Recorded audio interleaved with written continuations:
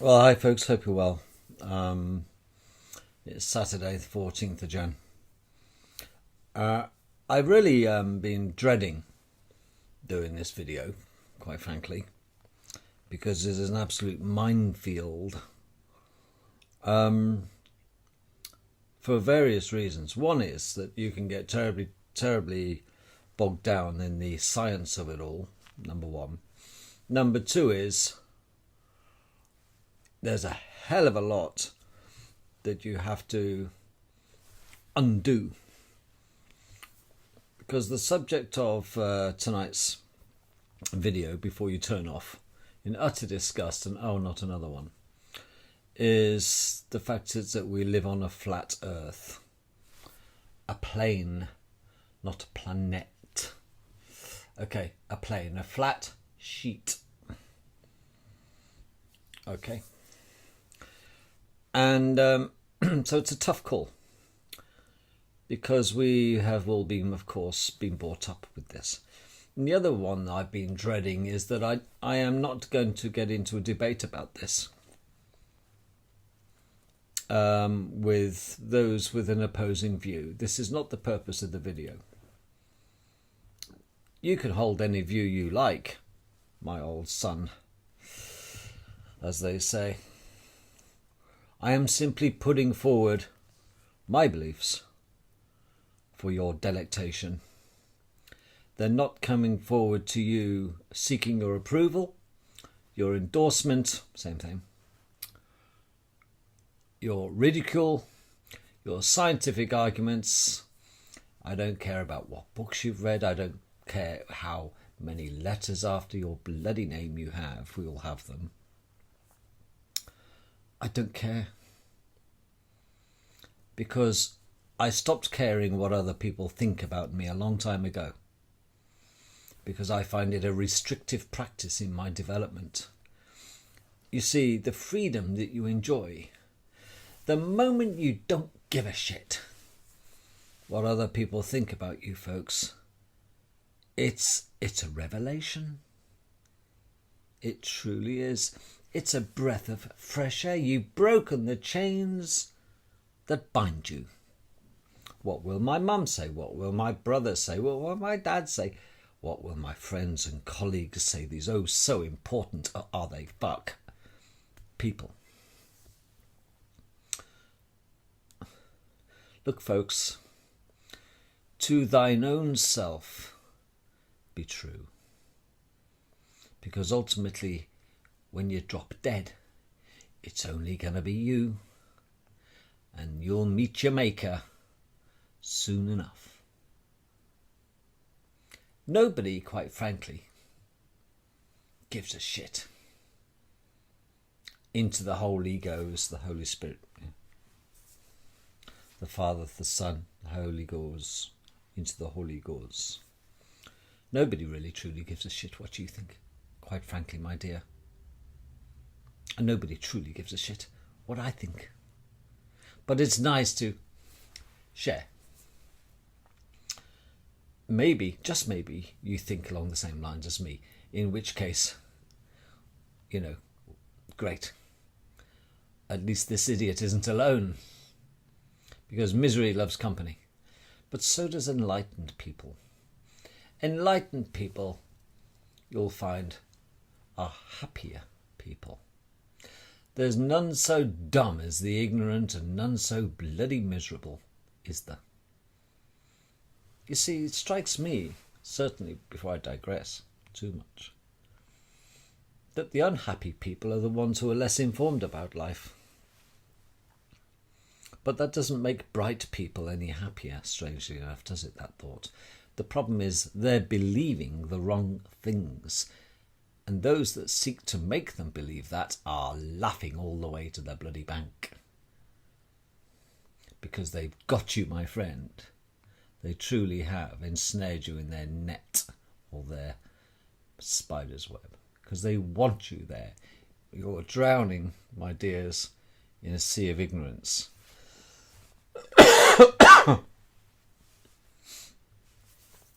Before I launch into my diatribe of the flat earth, I would like to make a few points. Number one is, I'm going to do a kiss on you, KISS. I'm going to keep it simple, stupid. It's the only way I can cope. I'm a simple soul. Okay. Yes, fundamentally I'm a scientist. Aren't we all? I have an ology. Don't we all? But before I launch, I think there's certain things that if you're going to avail yourself to some of the truths that you might be resistant, assuming you're a baller, you believe that we live on a sphere. Don't worry. I'm not here to convince you. I'm here to say and tell you what convinced me to the polar opposite, excuse the pun, of what you believe. If you believe we're on a ball and I believe we're on a flat plane, we might have something to talk about. But sadly, this isn't a two-way conversation. I'm going to tell you why I think like I do. And maybe, just maybe, it'll spur you into thinking, well, there's a certain degree of he's got nothing to gain by telling me this. That's very true. I don't have a vested interest in anything you do. I don't have a club. I don't have a membership. I don't have nothing. I'm just sharing information. I've got my information from others like Eric Dubai and co. who share. And I've listened to them. And I've looked at the preponderance of evidence and I've done my own due diligence. Believe it or not, I've looked into things myself. Yes, I'm really not that stupid to take the word of a person. But the preponderance of evidence, once you discover it, it's like opening a magic Pandora's box. And that's what it is.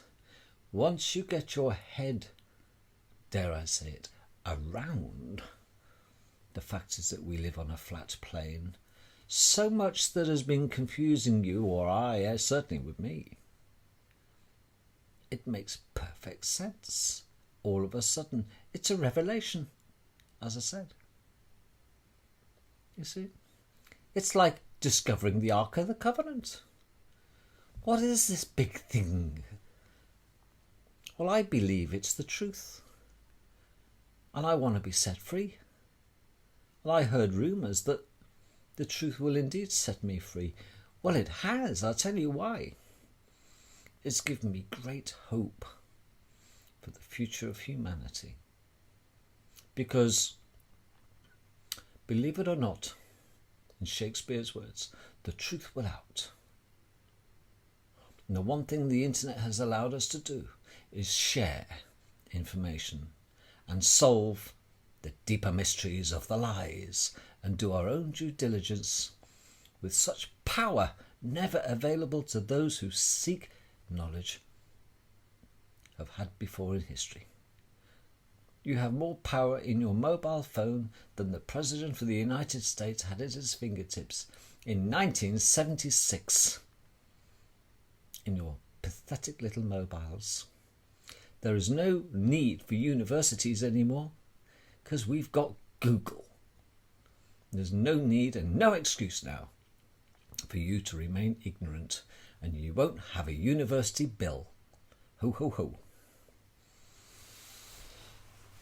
Before you even attempt to get your head around what it is I'm saying, although it's going to be childlike at its level, I need to keep it at that level for my mentality, okay, if you want to be churlish about it.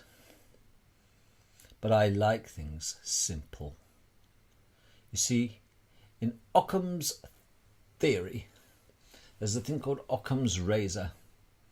And what it means is that if there's so much evidence that you have to choose from to explain a situation or an event or a murder or a crime or a state of the planet, and you have all these snippets of information, the evidence, which you will collate and sift through to come to a conclusion, a decision, it is often the most simple that makes sense as well. And it is usually that is the right one to choose. Under Occam's razor, it's a well-known principle. Looking at the preponderance of evidence is often the most simple solution of those available that is the most effective, and probably explains a hell of a lot more than the others. The others are just stocking fillers. Do you get me? So let's look at this. You need to understand this before you can be serious about considering whether we live on a flat plane and not a ball. I say a ball, a sphere, if you like, if you want to be picky. And there are picky people. Understand that there is no space travel with the known technology to the general public. That's an important fact. What we perceive as available technology to our knowledge, not mankind's, ours, the general public's knowledge, there is no space travel. It's a scam. It's one big fuck-off vacuum above the firmament. Number 2, get a reality check and do your own due diligence on the fact is there will never and has never been satellites floating around our heads. Because if you were to believe the current shit about satellites going round and round the garden like a teddy bear, way up in space, which was an Arthur C. Clarke invention, another elite Illuminati type, scientist on the payroll. It was a dream of his, and that's all it was.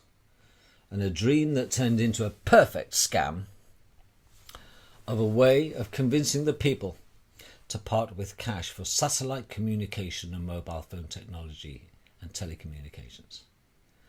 Satellites do not exist. Yeah, but I see them go. No, you don't see them go over, you dick. Okay, there are no satellites. If you are believing there are satellites and you think there is an excess of 130,000 of them up there, which by common calculation is probably conservative, going round and round the garden above our heads, how come none have ever fallen on us? How come they don't collide with one another? How come they don't go wrong? How come? How come in 1954 there were satellite dishes, if you like, look like satellite dishes, on the ground, pointing around the earth and up to the sky? There you go, so definitely satellites then. What are they shooting at? They weren't shooting the information at satellites. They were shooting it and bouncing it off the ionosphere. That's the ozone layer. Ozone, within 30 seconds of exposure to ultraviolet light, is ionized within 30 seconds. So we might have an ozone layer, but it lasts for about 30 seconds before it becomes ionized, and that is the ionosphere. And it is that the dishes are pointing at, not satellites. There are no satellites, folks. It's a lie. A nice one, a lucrative one, but it's a lie. Ham radio people have been bouncing off, and TV and the others, have been bouncing off the ionosphere for years. Even Tesla was doing it. Anyway, except there are no satellites. That's number 2. Number 3, except that there are no such things as planets that you can land an aeroplane or a spaceship on. There are none. There are stars. There are gaseous balls. And there were wandering stars. And the wandering stars, those without a home on our firmament, are the planets. What we perceive as planets. But in no way can you land anything on them.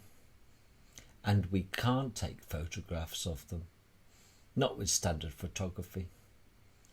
And those pictures of all the different planets, Jupiter, Mars, Pluto, Venus, Saturn, blah, de blah, de blah,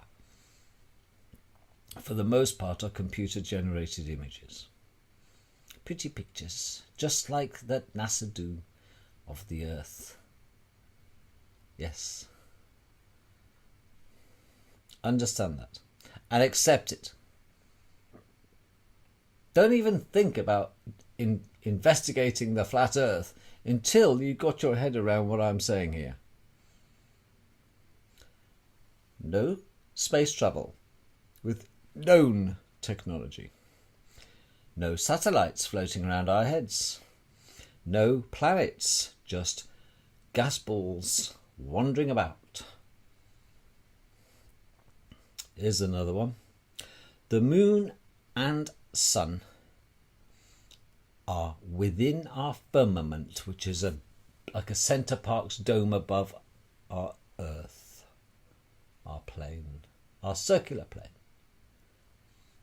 We're in a Centre Parks, and within the Centre Parks, folks, is the sun and the moon going round and round the garden like a teddy bear.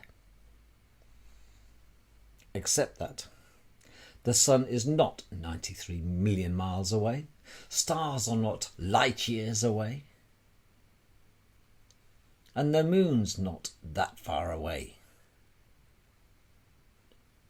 The moon is the latest addition. The sun was here before the moon. Okay, understand that. The moon was put in late for a very good reason. It's a suppressor. It's a repeater station. That's all. Understand that. And it is within our firmament. It is no more than 3,500 miles high. And nor is the sun. And here's a biggie. This is a real tough one for you to get your head around, I suppose. I know they wouldn't, but they do. NASA lie. NASA stands for Never a Straight Answer. NASA. Now, we could get technical. I could give this slide rule out. We can talk till the cows come home about you've got all the evidence. But ask yourself, who wrote the fucking textbooks? Ask yourself, the moment you went into school, the first thing that was shoved into your hand, children, was a globe.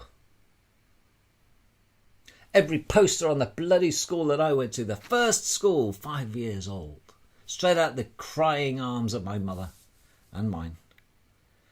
On the wall was pictures of the planets and pictures of the Earth. And bloody globes everywhere.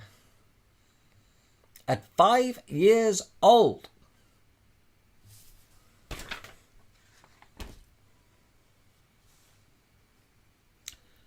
It begs the question. If indeed we are on a flat plane, and I believe we are, who gains by the deception? Who out there would lie?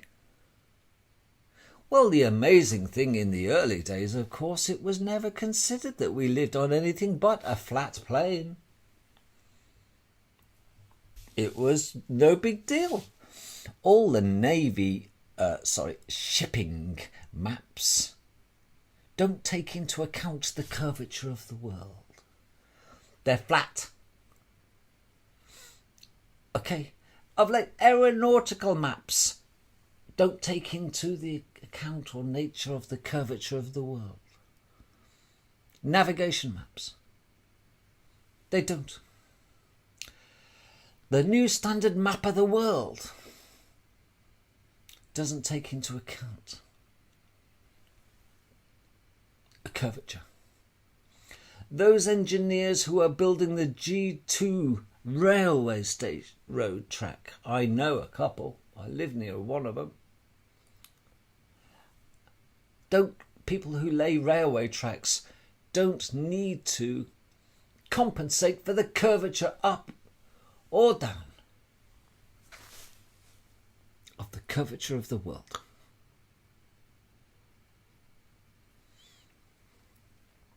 A ship doesn't have to put extra fuel in to compensate for the extra distance due to the curvature. It plots a point between 2 points and it's a straight line, and they calculate their fuel requirements, and so do aircraft.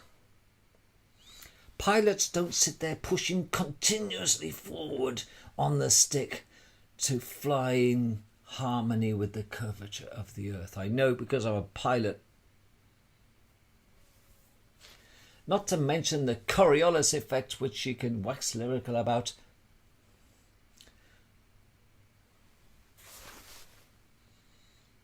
How come the polar star is dead still? And all the other stars go round and round and round, and they have done. And this Leo star sign rotates like a clock around the polar star.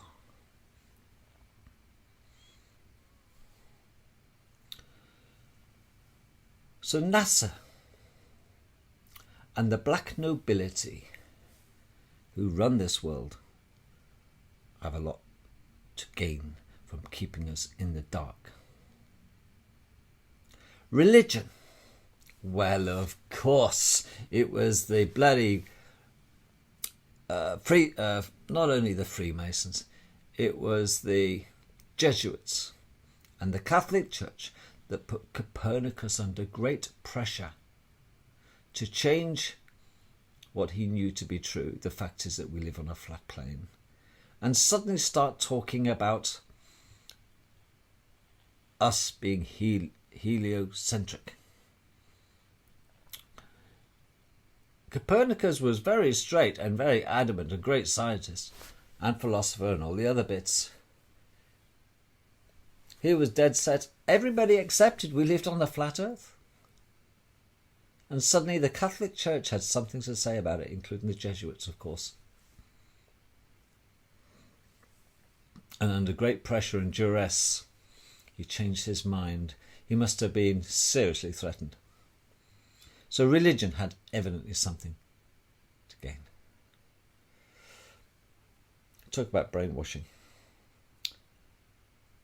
Technological frustration. You see, folks, we do live on a flat plane, but they have such technology, those that seek to keep it from us. They don't want to share. It's been known about from the ancient history that is suppressed, that we live on a flat plane. I'll try and show you what my belief is here. This is a little keyring, and you can see that we have our landmass and our oceans, and around such landmass you can see a white ring. That is the Antarctic ice circle. There is no Antarctica that you believe to be seen. You just think it's somewhere you go. If you go south, that's what you hit. Folks, you can see also the moon and the sun. If I put a little light on, it might go nuts here, but can you see? And the sun and the moon rotate round and round and round. And as they go round, it gets dark, it gets light, it gets dark, it gets light.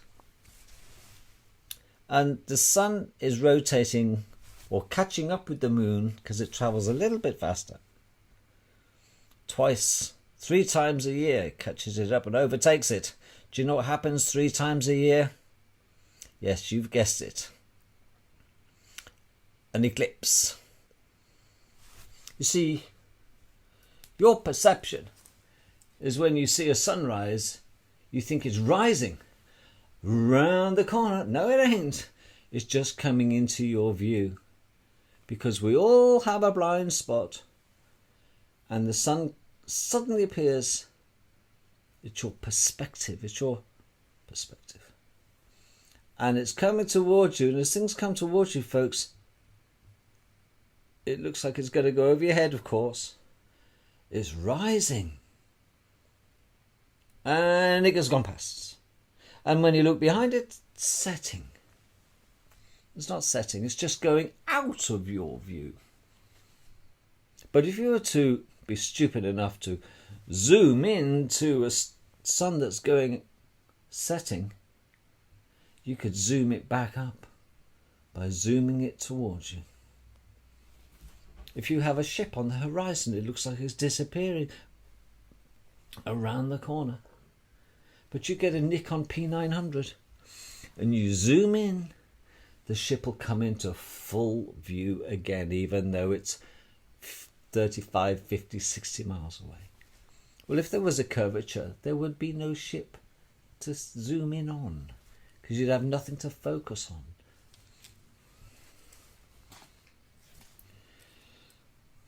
People say, yeah, but we've gone around the world. We've circumnavigated the world, haven't we? Duh. Yeah. People have gone round and round the garden that way. West to eastern. East to west. Nobody has gone north to south. Circumnavigation. I wonder why.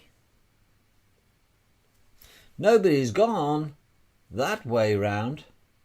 They've just gone that way round or that way round. It took a guy 3.5 years to go around in the early days in his sailing ship, and he never got past that ice ring. You know that one round here. The one that is heavily guarded.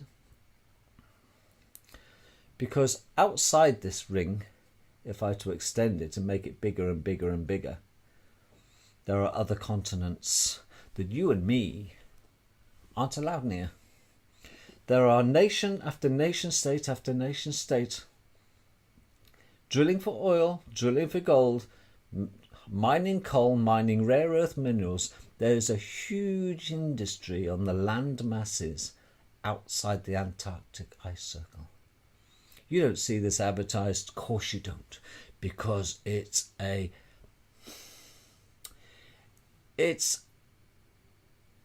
basically every country is for itself. Nobody has rights. Russia have got huge interests. China are there. Japan are there. Britain are there. America are there.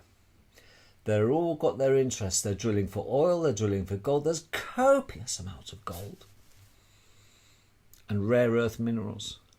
All we get out of Admiral Byrd is there's lots of coal. Well, dig a little Admiral Byrd and you'll find there's lots of oil under the extra continents that are laying around in the complete. You think the earth stops here? It goes out and out and out. Nobody truly knows how wide it is and what does it matter. I'm only interested in little old me living on a flat plane. Because I know I ain't going to go over this ice ring because I'm not allowed. Why? Who gives them the right to stop me if I wish, as a human being, a free person? I want to go over here to this land continent that the Chinese have known about since the 6th century. There've been maps discovered to show you there's more land outside of our known land masses here than we got nothing. This is nothing compared to the land that's around us, but we're not allowed out. We're caged animals, folks. And we're encased by a large glass dome called a firmament. That's what we are.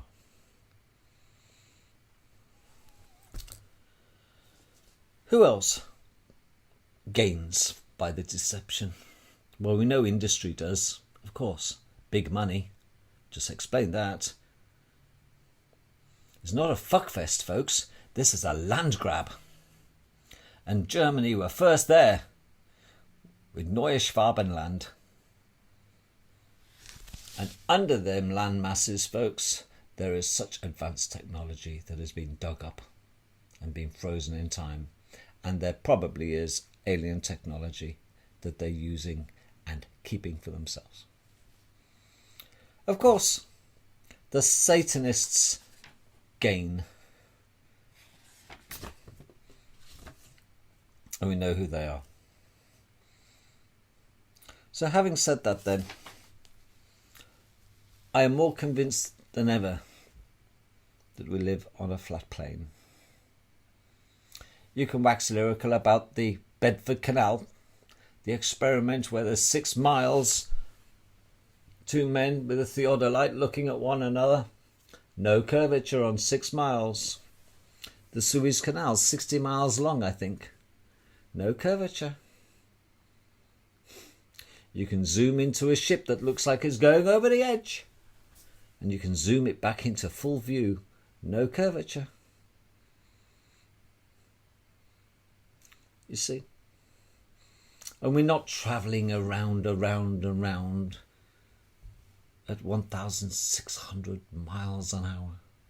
Or whatever they say it is. I don't even bother looking at the bloody numbers now. What's the point? The satellite myth, you see, that's great. It's a great money spinner, this satellite business. Do you know why? Because your mobile phone and our telephone and our television, our satellite, and our sat-nav systems, they wouldn't work without satellites. Yes, they would.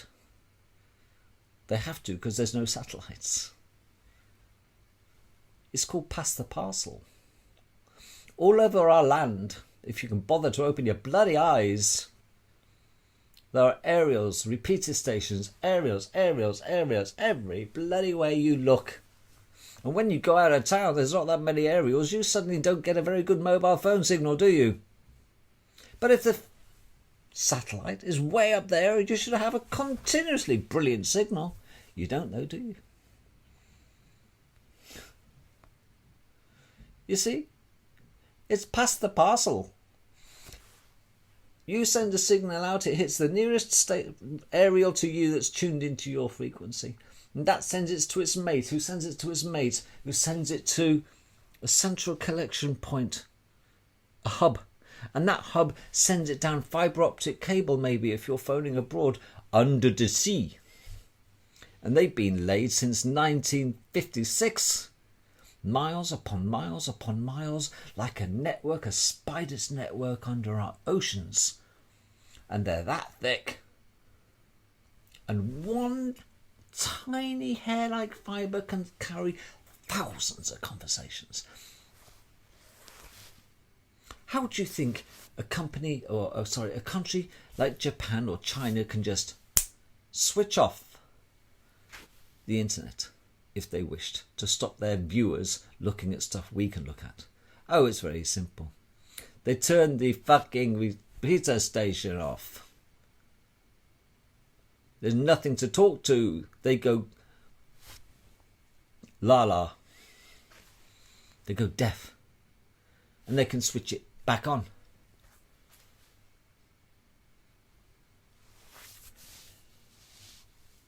Folks, whenever NASA send pictures, NASA, never a straight answer, of our alleged space out there with the ISS and outer space, the moon landings. Where are all the satellites? There are no satellites. Get it in your head. Your sat-nav works by repeater stations. Your motorway network speed cameras work by repeater stations. Everything works by radio and bouncing off and using our dome, remember the center parks, or our ionosphere, to bounce. Nobody has managed to break through the firmament to get a rocket up there, number one. Number two is if the rocket technology got through the firmament, because space is allegedly a vacuum, there's nothing for the rocket to push against. So how can it propel itself forward? The best case scenario in a vacuum, it would spin around like a twat and kill the occupants. And then we have the Van Allen belt. Let's not even discuss the Van Allen belt. There's no space travel. Understand that. It's a method that NASA have used to cream off money off the idiots to pay for deep underground military bases. There is a parallel civilization underground equally as large as America, underneath America. And it ain't for you and it ain't for me. It's got high speed travel. It's got such technology. They keep it for themselves. We are here at their bidding to serve them. It is them who want to keep it suppressed. It is them who are feeding us full of shit about the occasional picture of Mars. For Christ's sake, we can't get stuff right on this planet. How? We can't take a proper photograph of the Earth? Yet they send back pictures from millions and millions and millions and millions of miles away from fucking Mars. Are you having a laugh? It's a bit like the cobbler's children have no shoes, don't you think? Of course we live on a flat fucking Earth. Finally, you want to know why the tides are not affected by the bloody moon? Another scam and a lie. Because our seas are all connected. And they, if you look in the Bible, and I ain't a religious freak, you don't need to be, there is in the deep oceans of our world a layer of supersaline, and twice a day that rises and sinks. Supersaline and normal saline won't mix. So as the supersaline comes up, like you're breathing, the tides come in. As the saline comes down, the tides go out. Simples. But no, it's not. It's the moon. That is, it's the moon, you moron. Well, listen then. If it's the moon that affects the tides, why doesn't the tides make the non-saltwater lakes of our world have tides? You see, I go fly fishing at Grafham Waters in Cambridge, which is pretty big. And I don't have to worry about the water rising and falling twice a day because it's the moon's coming around. And it's the tides coming in and the tides going out. Even the huge lakes of our world, the freshwater lakes of our world, don't raise a bloody millimetre when the tides are coming in and out. How come the moon doesn't affect them? It's nothing to do with the bloody moon, the tides. If you want to know the truth, the sun probably has a little effect on it, but not the moon. The sun is no more than 3,500 miles high, and nor is the bloody moon. The moon is a disc. It is a flat disc. It is not a bloody ball. But I just want to look at the flat earth. I'm still trying to get my head around it, folks. I'm still learning. I'm still listening to Eric Dubay, and I'm still looking at the preponderance of evidence. But I'm convinced more than ever now. I am not embarrassed now. I've got past that point. I've come out, if you know what I mean. I've come out. It's about I'm gay. I'm not gay. But I've come out. I'm a flat earther. I'm proud of it. Absolutely. Because I ain't no sheep. And I ain't no dickhead. And if you want to carry on being a baller, you be a baller. It is not my business to convince you of otherwise, because you're perhaps not ready yet for the shock that you've been lied to by the governments of the world. And it's been international deceit. Maybe you're not cooked yet. Do you know what I mean? Come on, folks.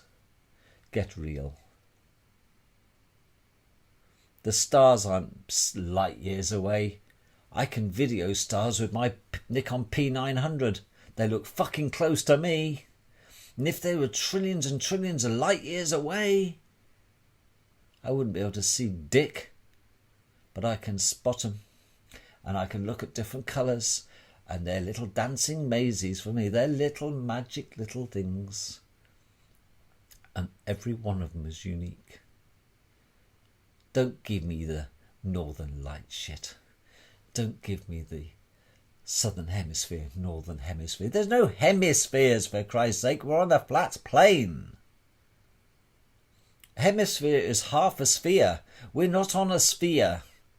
We're on a flat plane. Get it into your head.